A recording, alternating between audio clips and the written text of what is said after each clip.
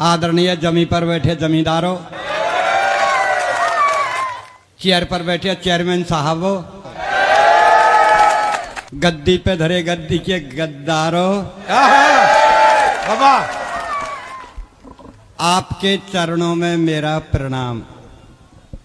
मैं बहुत दूर से हारा थका आया, शांत बैठा था। अंगद जी ने मुझको उठाया। मैं भगवान से प्रार्थना कर रहा हूँ, भगवान जिसने मुझको उठाया उसको तू उठा। बाबा अब मैं जो पढ़ने जा रहा हूँ, आपको एक बात बता रहा हूँ। मैं गांव का कवि हूँ, गांव से निकला हूँ। कोई शब्द मेरे से ऐसे निकल जाए तो आप माफ कर देना साहब। माफ के अलावा मेरे करोगे ही क्या तुम? नहीं बताओ, आप माफ के अलावा मेरे करोगे क्या?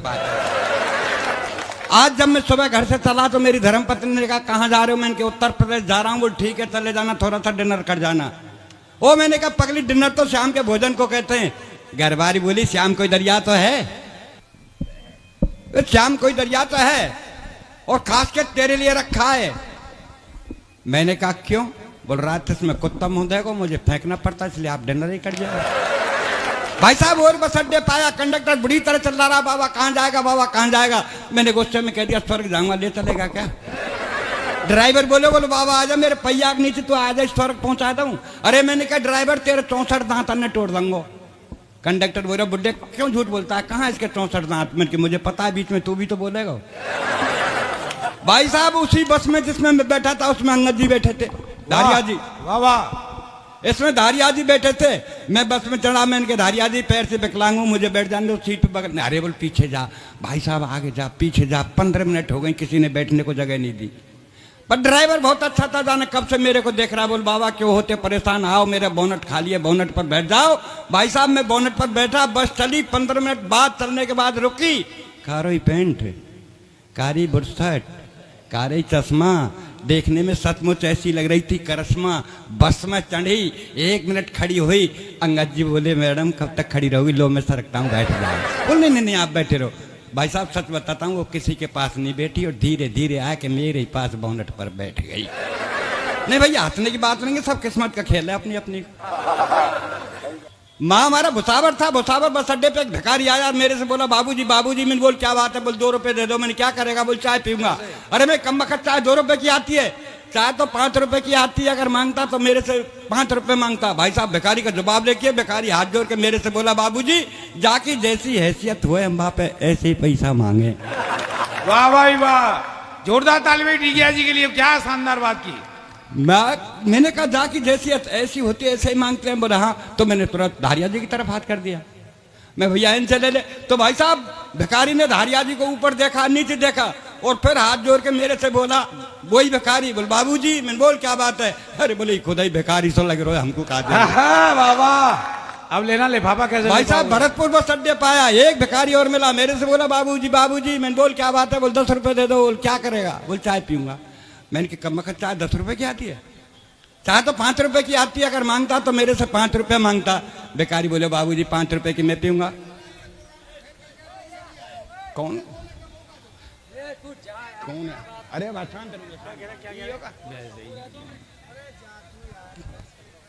मैंने कहा भिखारी से, देखो जी ज्वार में घोड़ार गांव में मोड़ा एक हाथ मिलते ही रहते थे अपन को। भिखारी से कहा मैं कि भाई साहब चाय 10 रुपए की आती है, चाय तो 5 रुपए की आती है, अगर तुम्हें लेना तो मेरे से 5 रुपए ले। भाई साहब भिखारी का जवाब देखिए, भिखारी मेरे से बोला बाबूजी 5 रुपए की मैं पीऊंगा, 5 रुपए की मेरी प्रेम का तो पिएगी। अरे मैंने कहा तू भिखारी होकर के प्रेम का रखता है? बोले भाई के चक्कर में भिखारी बनी हो नहीं, मैं तेरी तरह पहले महलाल में ही रह रहा हूं। और भाई साहब जब मैं ठीक आपकी बस्ती में आया तो मुझे किसी ने नजर उठा करके नहीं देखा, वहां एक डॉक्टर साहब ने देखा। बोले भाई साहब कहाँ के हो? मैं राजस्थान का। कहाँ जा रहे हो? मैंने कब सम्मेलन। बोल कभी हो? मैं हाँ। बोले यार आप कहीं कभी हो, आप तो बीमार हैं। अरे मैं डॉक्टर साहब मैं बीमार नहीं हूँ। अरे बोल मैं डॉक्टर हूँ, मेरा विश्वास करा, आप में खून नहीं है, खून चेक करा ले। मैं डॉक्टर साहब जब खून नहीं है तो चेक क्या कराऊं? अरे बोलो अपना ब्लड प्रेशर चेक करा ले। अरे मैं डॉक्टर साहब जब ब्लड ही नहीं है तो प्रेशर कहाँ से होगा? और ब्लड प्रेशर के बारे में मैं खूब जानता हूँ। जब मैं हाई स्कूल में था मेरा ब्लड हाई था, इंटर किया तो मध्यम रह गया। और जा दिन ते घर वाली आई डॉक्टर साहब आ दिन ते लो चल रहा है। भाई साहब डॉक्टर साहब ने सरंज उठाई, मेरे लगाई, डॉक्टर साहब के पसीना। मैं क्या बात है डॉक्टर साहब? बोले खून नहीं मिला है, मैंने सरंज को तोड़ा। मैं डॉक्टर साहब आपके बजाय हिंदुस्तान के मच्छर अच्छे हैं, जहां मुझे काटते हैं वो तुरंत खून निकाल लेते हैं। भाई साहब माफ करना, मैं यहाँ के किसी डॉक्टर की रचना नहीं पढ़ रहा हूँ, मैं अपने राजस्थान के उस डॉक्टर की रचना पढ़ रहा हूँ कि मरीज का दाहिना पैर कटना था और डॉक्टर साहब ने बायां पैर काट दिया। यह सत्य घटना है कि एक मरीज की अंतिम चल रही थी घड़ी, एक मरीज की अंतिम चल रही थी घड़ी और डॉक्टरों की भीड़ घेरे खड़ी। तो डॉक्टर साहब मरीज से बोले भैया तेरी अंतिम इच्छा वो तो बता जा। मरीज बोला डॉक्टर साहब मेरी अंतिम यही इच्छा कि मेरी जगह तू मर जा। बाबा मरीज बोला वो डॉक्टर साहब मेरी अंतिम यही इच्छा है कि मेरी जगह तू मर जा। तो डॉक्टर साहब हो गए नाराज। मरीज बोला हजूर आप क्यों होते नाराज, मेरी विनती पे दीजिए ध्यान, आप तो इस कलयुग के साक्षात भगवान। डॉक्टर बोला कैसे? मरीज बोला ऐसे कि चौराहे पर हुई हत्या को तुम आत्महत्या में लिख सकते हैं, चौराहे पर हुई हत्या को तुम आत्महत्या में लिख सकते हैं और दाहिने पैर की जगह आप बाएं पैर को काट सकते हैं। तो क्या डॉक्टर साहब मेरी जगह आप नहीं मर सकते हैं? बाबा वाह, क्या संदेश दिया, क्या क्या व्यंग है। भाई साहब एक कब सम्मेलन सुन ले, मेरी धर्मपत्नी चली गई और सुन के मेरे से आई, बोले तेरी उम्र 60 साल की हो गई, तुम यह हाथ लिखना बंद कर दो। तो मैंने क्या लिखूं? बोल ओज। मैंने की बाबरी वही में बोझ ना है तो मैं ओज क्या लिखूंगा? बोल श्रृंगार लेके मैं भगवान ने रंग रूप पहना दिया तो मैं क्या लिखूंगा? तो बोल गीत लेके मैं कोई भी गीत वीत नहीं लिखूंगा। गीतों ने मेरे देश का बंटाढार कर दिया साहब। सच बता रहा हूं, जब मैं छोटा था मेरा बाबा कहता बेटा गीत गा, तब मैं गीत गाता काना बरसाने में आ जाइयो बोला गई राधा प्यारी। ये छोटे की बात है, जब छोटा था मेरा बाबा कहता गीत गा, तब मैं गीत गाता काना बरसाने में आ जाइयो बोला गई राधा प्यारी। और आज मेरे नातीते कहूँ कि बेटा जरा गीत गाना, तो पता क्या गाता है? सर काले खटिया जाड़ो लगे, डाढ़े में बलमा प्यारो लगे। ऐसे से गीत चले था। ये गीत तो ऐसा चलो बोल तू ना मिली तो हम जोगी बन जाएंगे। अरे मैंने मिल गई तो का कुआं में गिर के मर जाएगा। ये गीत ऐसा चलो बोल तू जहां कहीं रहेगी मैं सूंघते आ जाऊंगा, कुत्ता है का। ये गीत ऐसे चलो साहब, मैं दिल्ली ते गई पूना ते गई पटना, माहू ने मिलो सजना, यहाँ जाबा में आ जाती कितने तैयार यहाँ ते ले जाती। तो साहब अपन गीत वीत नहीं लिखते, अपन तो जो देखते हैं वो लिखते हैं साहब। सुबह सुबह का वक्त, मस्जिद की अजान और मंदिर की झालर कितनी लगती है प्यारी, और चाय का प्याला लेके मेरे चार पाई के पास खड़ी घरवारी। बोली यदि सुनते हो? मैंने कहा सुन रहा हूँ, बहरा नहीं हूँ। बोल क्या कहना है कह दीजिए। बोल मैं कब की खड़ी हूँ, लो चाय पी लीजिए। मैंने कहा सुबह सुबह का वक्त है, राम रहीम का नाम लेने दीजिए, इस चाय को 10 मिनट बाद दीजिए। तो गुस्से में बोली कि 10 मिनट में तो ठंडी हो जाएगी। मैंने कहा कम वक्त तेरी उम्र 60 साल की है गई, तू अब तक ठंडी ना है पाई तो का चाय 10 मिनट में ठंडी हो जाएगी। मैंने कहा कम वक्त तेरी उम्र 60 साल की है गई, तू अब तक ठंडी ना है पाई तो का चाय 10 मिनट में ठंडी हो जाएगी। इतनी कहने पर गुस्से में तेज कमरे से बाहर आके बड़े जोर से रोने लगी, भगवान से प्रार्थना करने लगी, भगवान मेरी ये कर्जी है, आगे आपकी मर्जी है, मेरा एक थोड़ा सा काम कर दीजिए, इस संसार से मेरे पति बाबूलाल डीगिया को उठा लीजिए और मुझे विधवा बना दीजिए। वाह भैया वाह, मैं घरवारी विधवा है रही, आप ताली बजा रहे हो, मतलब आपको बड़ी खुशी है कि मर जाए काज कट जाए। तब मैंने घरवाली का कहा, मैंने कहा तू मेरी विधवा की सोच रही है? घरवाली ने कहा जी हाँ। तो क्यों? तो तब मैंने उसको ये समझाया, ध्यान से सुनिए साहब क्या कर रहा हूं। मैंने कहा ठीक है। इतने में मैं भी गुस्से में तेज बैग उठाया कमरे से बाहर, घरवाली बोली कहां जा रहे हो भरतार? मैंने गुस्से में तेज बोल कहां जा रहे हो भरतार? मैंने क्या आत्महत्या करने? जब घरवाली ने कहा कि मेरा पति मर जाए तो मैंने गुस्से में होकर तेज बैग उठाया कमरे से बाहर, घरवाली बोली कहां जा रहे हो भरतार? मैंने क्या आत्महत्या करने? भाई साहब आप रुकिए, एक मिनट साहब। अरे भाई साहब आप रुक जाइए।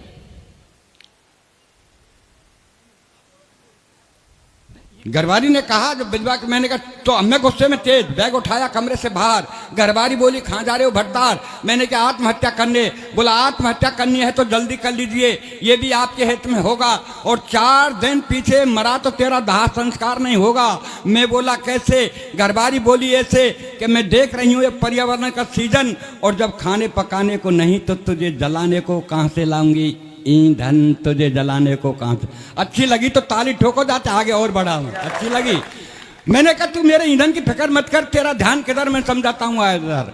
ठीक मेरे मरने के बाद शमशान घाट जाना और 5 हीटर रख के घर चली आना, बेटे को समझाना, बेटे जाना बटन दबाना, पापा को जला के घर चले आना। बोल ठीक है, तेरे मरने के बाद शमशान घाट जाऊंगी, 5 हीटर रख के चली आऊंगी, बेटे को समझाऊंगी, बेटा जाएगा बटन दबाएगा और तुझे जला के घर चला आएगा। पर तू जलने के बाद पता नहीं स्वर्ग या नरक जाएगा, पर इस महंगाई में जो 5-5 हीटरों का बिल आएगा उसे का तेरा बाप चुकाएगा।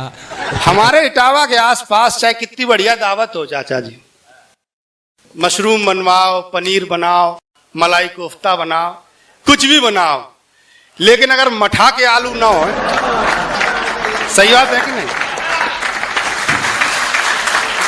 तो दावत बेकार है। अब हमने फरीदाबाद से, दिल्ली से, जाने कहां से कवि बुलाए, पर दिमाग में यह भी था कि जी मठा के आलू वाले सब हैं। अगर मठा के आलू नहीं मिले तो इन्हें मजा नहीं आएगा। योगिता जब यहाँ कविता पढ़ रही थी तो ऐसे लग रहा था जैसे आंगन में तुलसी खड़ी है। अब मैं जिस कवि को बुला रहा हूं उसको देख के आपको ऐसा लगेगा जैसे आंगन में अंडूका खड़ा हो। तो देसी आनंद लेने के लिए हमारे बीच में बेवर से बहुत धुआंधार कवि, और मैं मानता हूं कि सबको हंसा हंसा कर लोट पोट कर देंगे, भाई मुन्ना लाल सौरभ उर्फ भैरव बाबा हमारे बीच में है। जोरदार तालियां बजाकर उन्हें आमंत्रित करिए। बिल्कुल, देखो सज्जनों, ये पहले ही बता दिया, मेरे चेहरे की वाकई में पैकिंग अच्छी नहीं है, लेकिन माल देसी है, ये हकीकत, प्योर देसी है। नदी में आनंद नहरों में नहीं है, है नाव नदी में आनंद नहरों में नहीं है नाव में आनंद लहरों में नहीं है। और भूलिए मत गांव अपने, जो गांव में आनंद शहरों में नहीं है।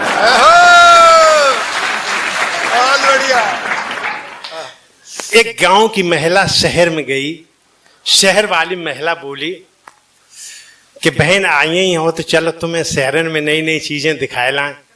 गांव वाली महिला बोली चलो बहन दिखाए लाओ, तुम्हारे यहाँ कौन कौन सी नई चीजें हैं। सबसे पहले जाए कि चिड़िया घर दिखाओ। अब बोली बहना देखो कैसे कैसे बढ़िया ये जानवर तुम्हारी गांव में कहाँ धरी। गांव वाली महिला बोली बहना बुहाल मत करो, मेरे घत्ते आगी लाई नाव धरो भाई सुंदर। जितने जंगली जानवर भेड़ा पेंदुआ चिड़ैया मेरे गांव में तो लाई लाई इकट्ठे कर ले, हम तो कहती चिड़िया घर बनी हो। मेरे गांव में जिए देखो तीन चिड़िया घर नजर आती। फिर आगे जाए के ताजमहल दिखाओ। बोले बहना हियन हार मानिया, ऐसी बढ़िया इमारत और ऐसे भूल भलैया वाले जे द्वारे तुम्हारे गांव में कहूँ नहीं हुए हैं। गांव वाली महिला बोली बहन ये बात सही है, लेकिन मेरे गांव में कहावत अनगढ़े मनगढ़े गड़े वसूलनदार, कहाँ गए कारीगर जिनके उल्टे सूदे द्वार। बेया चिड़ैया की जोंज में कलाकारी है जो तुम्हारी ताजमहल में ना।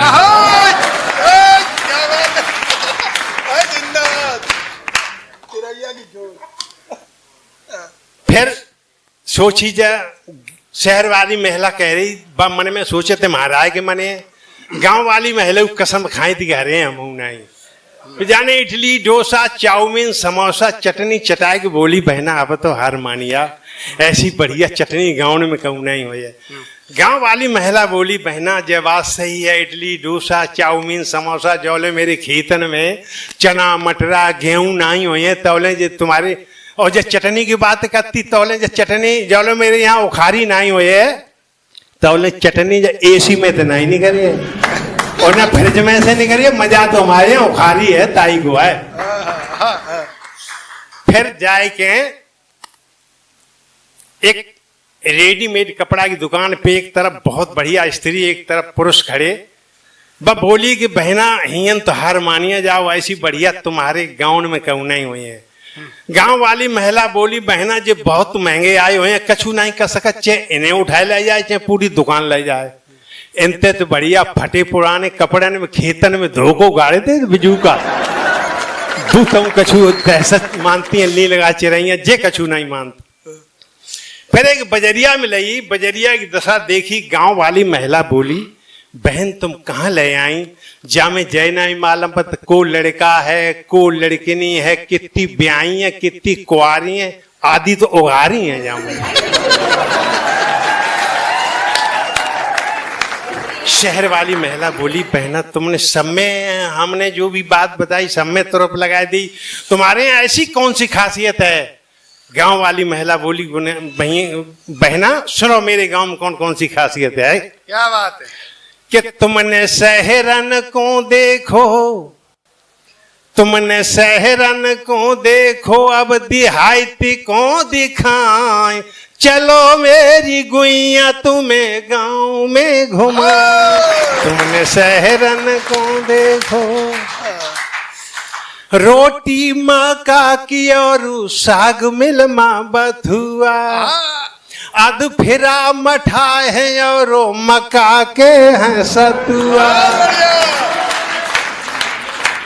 अब खेतन की भूंजी भाई अड़िया चबाए, चलो मेरी गुइया तुम्हें गांव में घुमाए। तुमने सहरन को देखो, चूली की सिकी भाई पतरी पतरी छोटी, उद्दन की दारी और बाजरा की रोटी। अब हींग जीरो लहसन को छौंका लगाए, चलो मेरी गुइया तुम्हें गांव में घुमाए। तुमने सहरन को देखो, मठा से मिलाई तुम्हें रस को पियावे, कटिमा दही तरसिया उड़ी खावा। मठा से मिलाई तुम्हें रस को पियावे, कटिमा दही तरसिया उड़ी खावावे। अब गरम गरम चाक की मिठाई जी लुभाए, चलो मेरी गुइया तुम्हें। भाई जोरदार तालियां एक बार।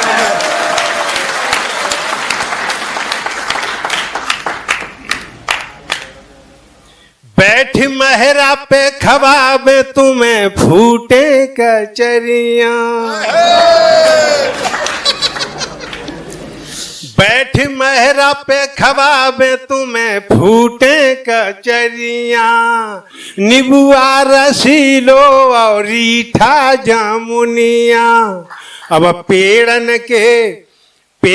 के चूहे भय टपका चुसाए, चलो मेरी गुइया तुम्हें गांव में घुमाए। तुमने सहरन को देखो, कत की दशहरा पे गंगा हनावे, कत की दशहरा पे गंगा हनावे, जखैया पे लौआ को मुड़नो करावे।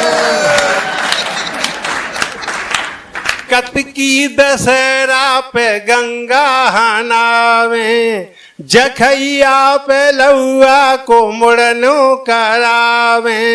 बधाई में सब मिल के ठुमका लगाए, चलो मेरी गुइया तुम्हें गांव में घुमाए। तुम सहरन को देखो,